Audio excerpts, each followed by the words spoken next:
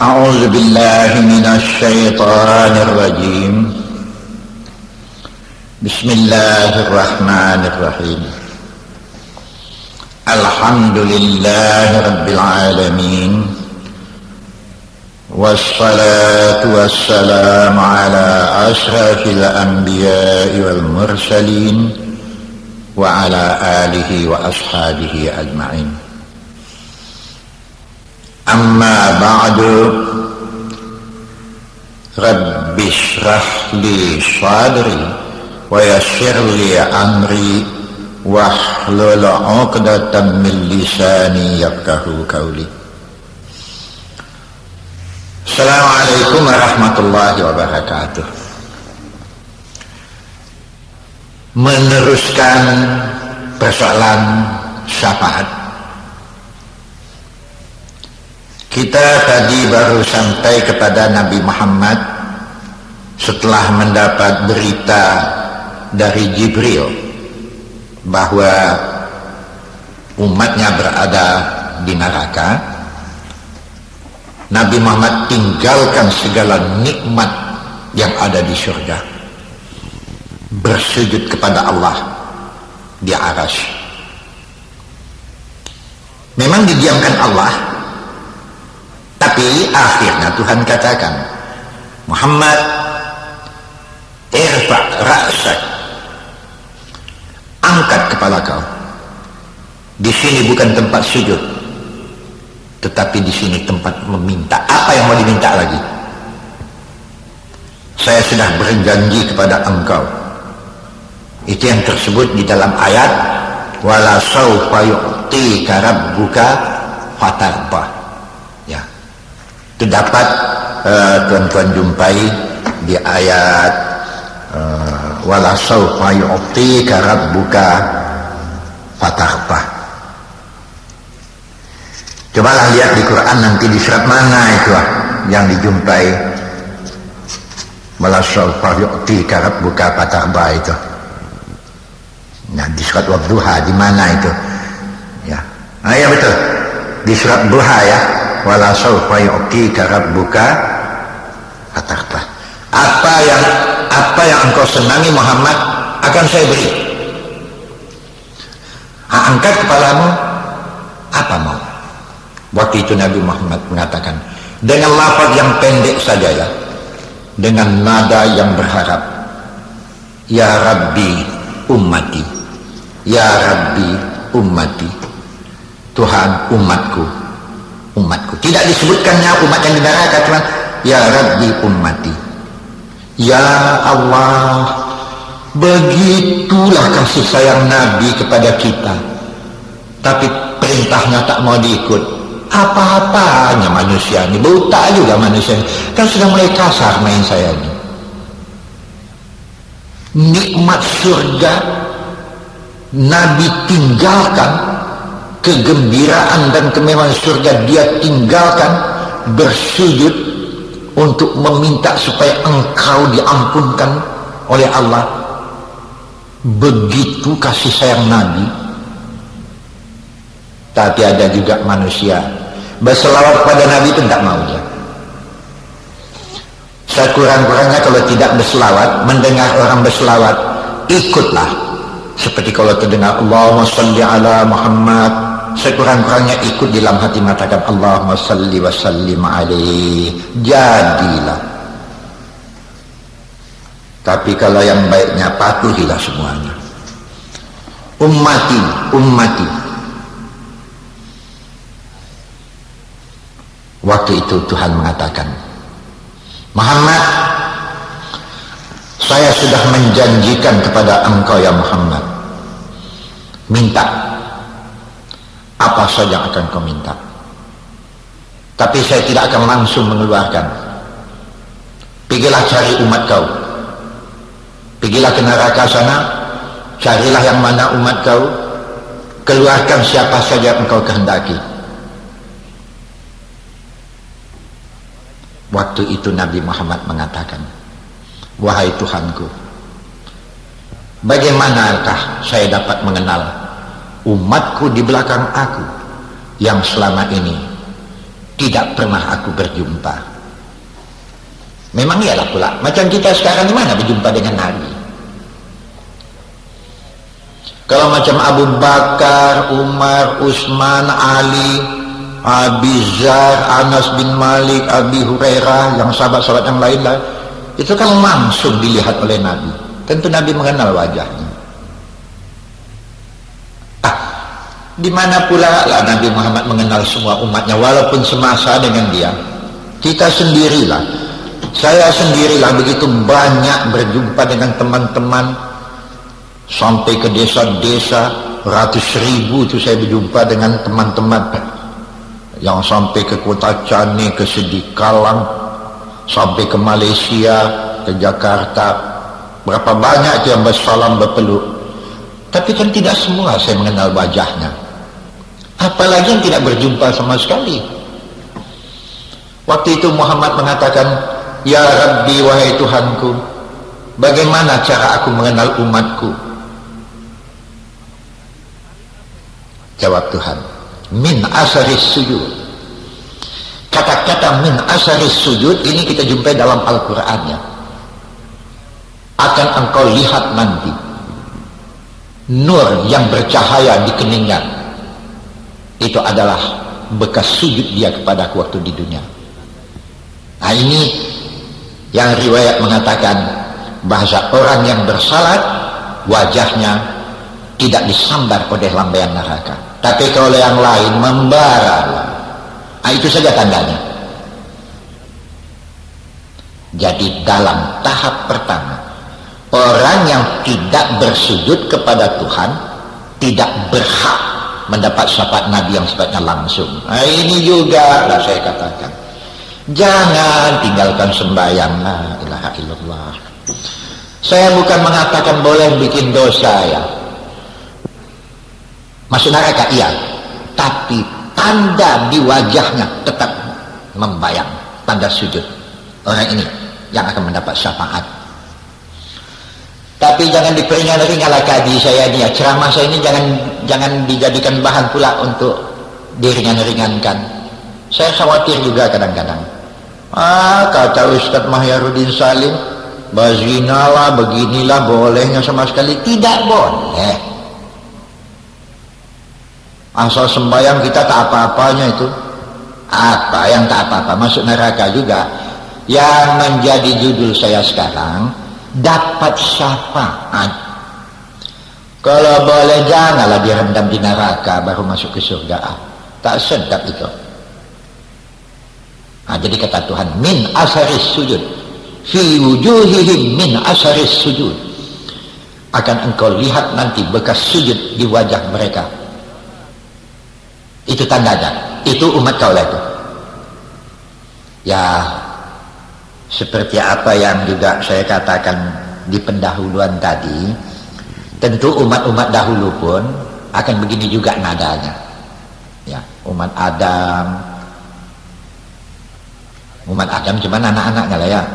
Umat Nuh, Musa, Ibrahim, dan yang lain-lainnya, yang masuk Nabi Isa-nya, Isa alaihissalam.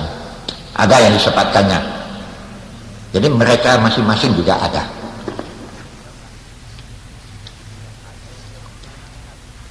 Pergilah Nabi Muhammad. Jibril bawa Muhammad. Bawalah.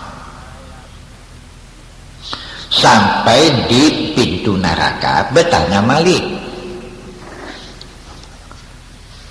"Ya Jibril, engkau bertemu dengan saya membawa Muhammad, mau apa?" "Kami mendapat izin untuk masuk ke neraka, di mana Muhammad mau melihat umatnya."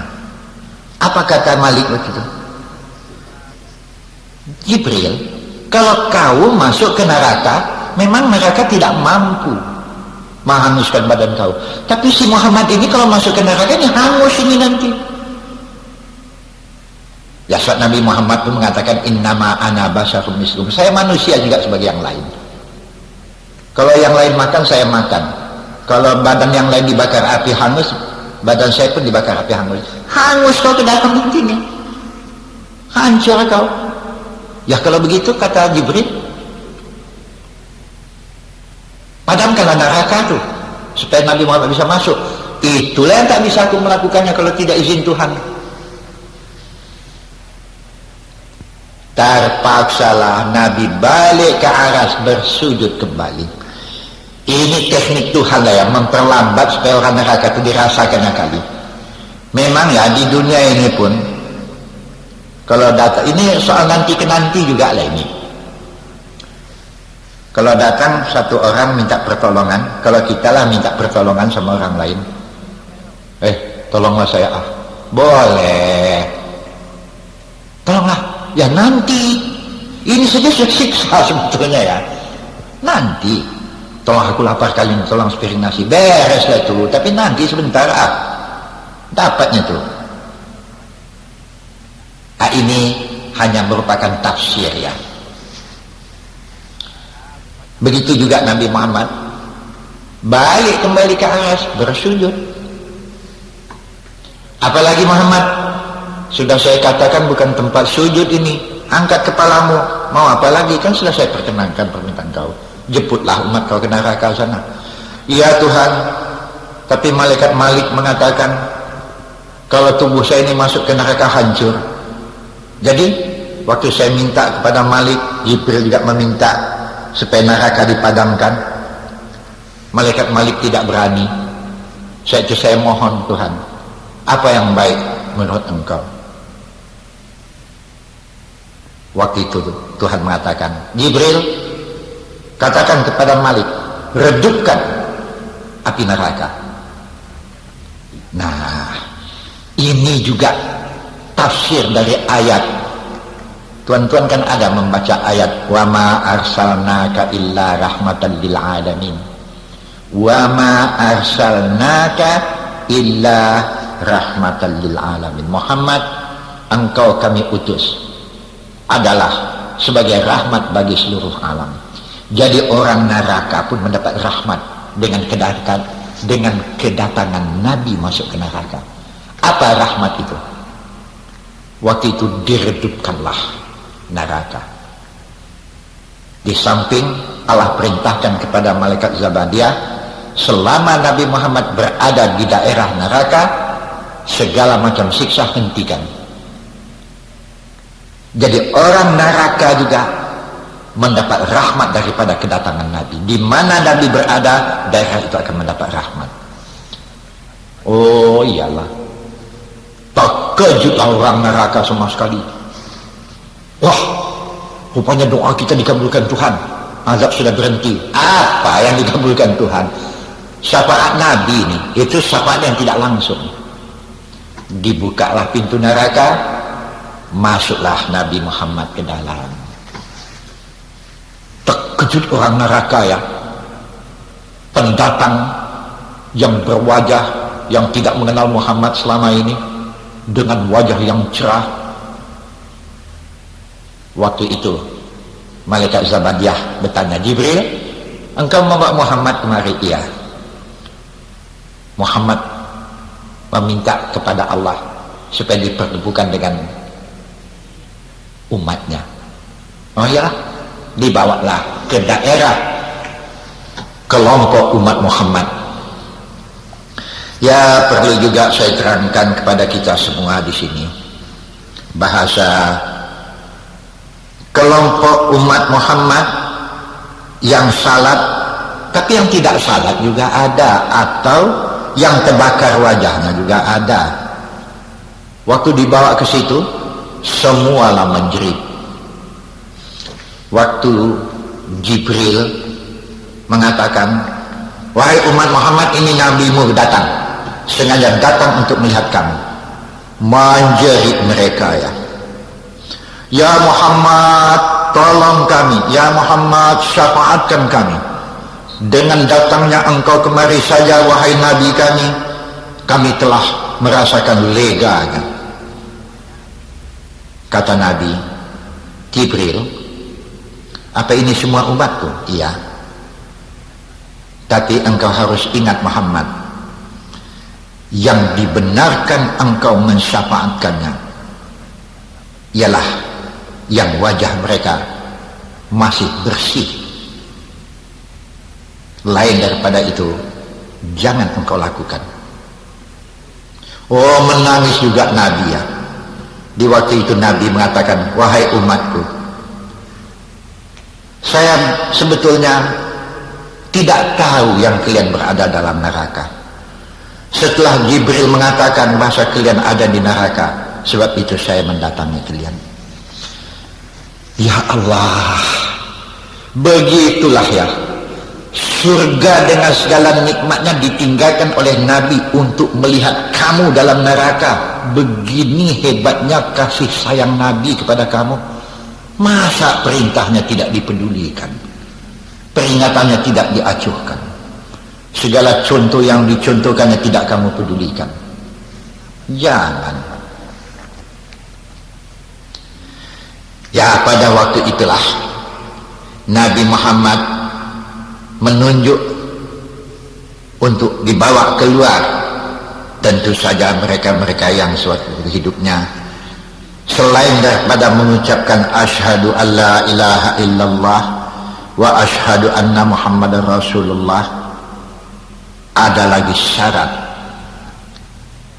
yang dapat Nabi panggil di waktu itu, yang membayang nur imannya, membayang di wajahnya, karena imannya yang dapat dibuktikannya dengan bersujud kepada Tuhan.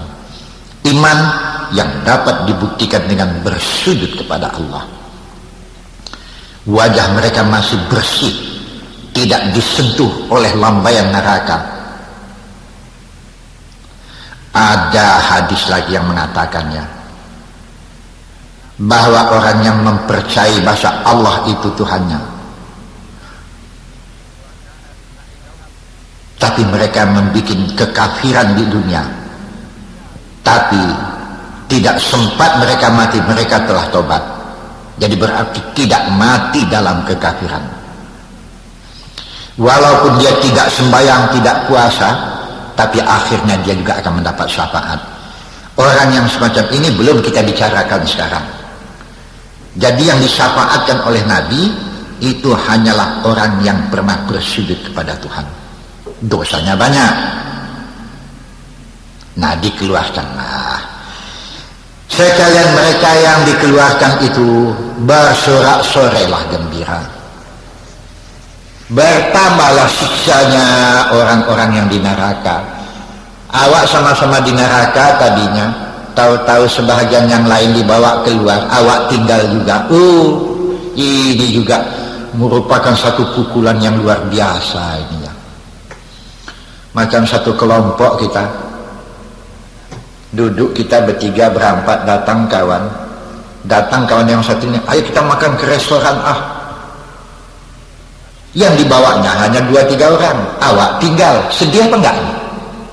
Kawan makan enak, entah di Garuda lah, entah Garuda Plaza, entah di mana-mana lah ya, bawa mobil pula dia. Ya kami tak dibawa, bukan tak mau bawa, mobil tak cukup, sempit katanya, kan sedih ini.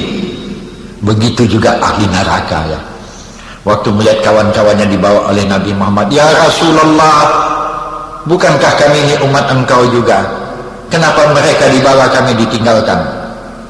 Dengan genangan air mata Rasulullah mengatakan, bukan saya tidak mau mensyafaatkan kalian, tetapi yang diizinkan oleh Allah saya membawanya ialah mereka yang pernah sujud kepada Tuhan.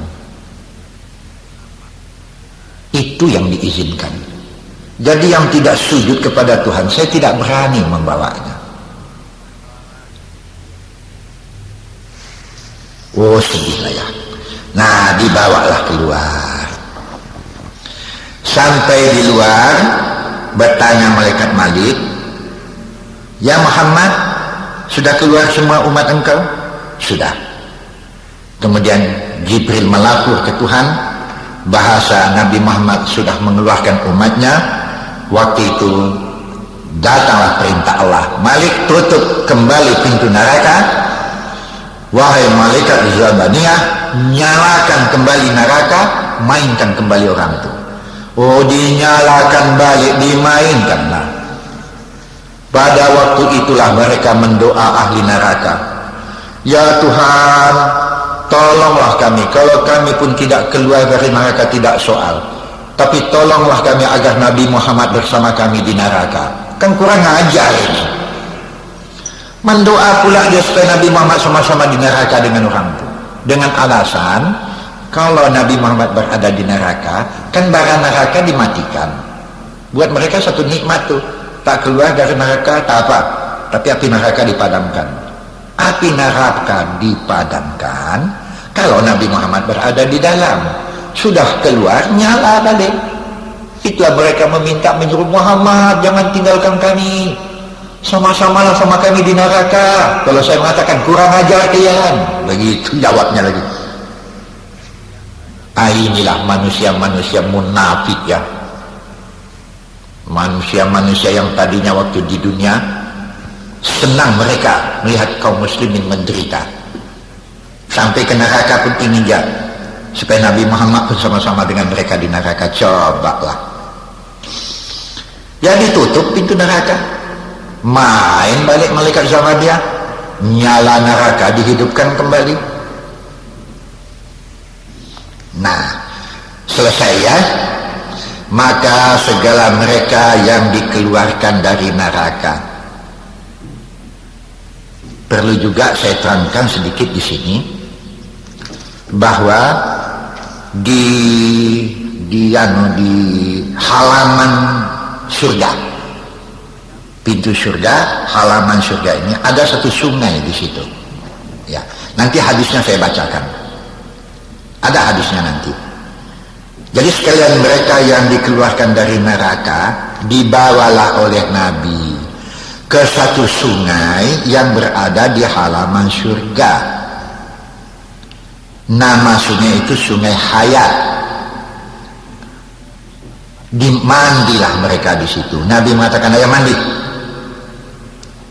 Mandilah mereka. Oh, terasalah segar, bukan main. Mereka mandi berkecimpung.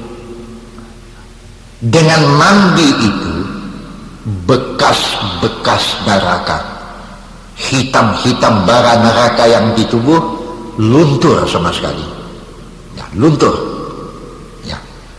Hingga yang hitam-hitam itu terkupas bukan terkupas sakit, segar ya. Rasa panas uapnya itu hilang. Maka tatkala mereka keluar daripada Sungai Hayat, hilanglah sama sekali bekas-bekas bakaran neraka dari tubuh mereka, sigar. Waktu itulah Nabi Muhammad mengatakan, ayo mari kita masuk ke surga. Itulah ya riwayat daripada syafaat Nabi ya. Riwayat ada lagi yang mengatakan bahwa sekeluarnya Nabi Muhammad dari perkampuran neraka, kembalilah neraka itu bergelora dengan segala azab dahsyat. Ini diantaranya kita jumpai di dalam surat Al-Ahqaf ayat yang ke-34, ayat yang ke-35. Wa yawma yu'radul ladina kafaru 'alan nar alaysa hadza bil haqq qalu bala wa rabbina qala fadzuqul 'adzaba bima kuntum takfurun fasbir kama sabara ulul 'azmi minar rusul wa la tasta'jil lahum ka'annahum yawma yarawna ma yu'adun lam yalbasu illa sa'atan min naharin balahum fahal yuhlaku illal qaumul fasiqun. Ini ayat ini mengingatkan kita ya, setelah ahli-ahli neraka dikeluarkan, yang tinggal makin meningkatlah azab. Ingatlah di mana hari kamu diseret ke dalam neraka, akan dikatakan kepada mereka, apa ini tidak benar kejadian yang kalian dustakan tempo dahulu? Mereka menjawab, betul Tuhan, demi Tuhan kami. kami minta ampun. Enggak. Rasakan oleh kalian azab sebab keingkaran kalian itu. Tapi ada juga di antara mereka yang tadinya dunia sabar. Apalagi kalau mereka bisa sabar sebagaimana nabi-nabi yang dahulu. Di antara kesabaran itu ialah tidak mengutuk teman dan tidak meminta supaya temannya mendapat laknat. Biarkan saja mereka, mau diingatkan syukur, tak mau biarkan saja. Nanti akan mereka jumpai pada suatu hari apa yang diancamkan kepada mereka. Waktu itulah mereka merasa seolah-olah hidup di dunia hanya sesaat di siang hari. Ini peringatannya. Nah, pada waktu itu juga mereka di surat Al-Hajar ayat yang kedua dan ayat yang ketiga, apalagi setelah teman-teman mereka keluar dari neraka meninggalkan mereka, azab bertambah, penyesalan menjadi jadi.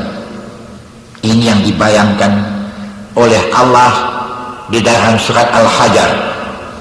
Rubama yawaddul ladzina kafaru law kanu muslimin zarhum ya'kulu wa yatamatta'u wa yulhihimul amal fasawfa ya'lamun.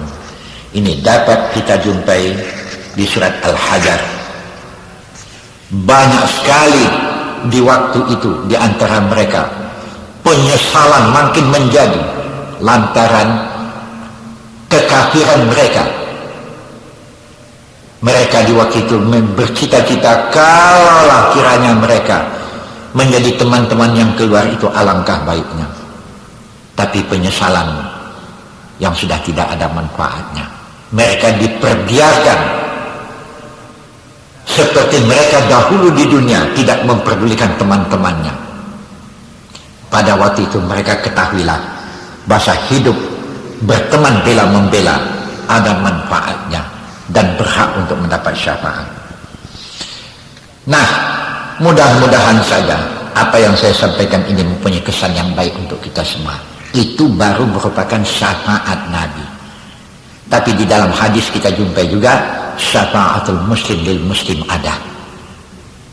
Tapi tidak sempat sekarang ya. Nantilah di waktu yang lain. Yang ini sampai di sini saja. Assalamualaikum warahmatullahi wabarakatuh.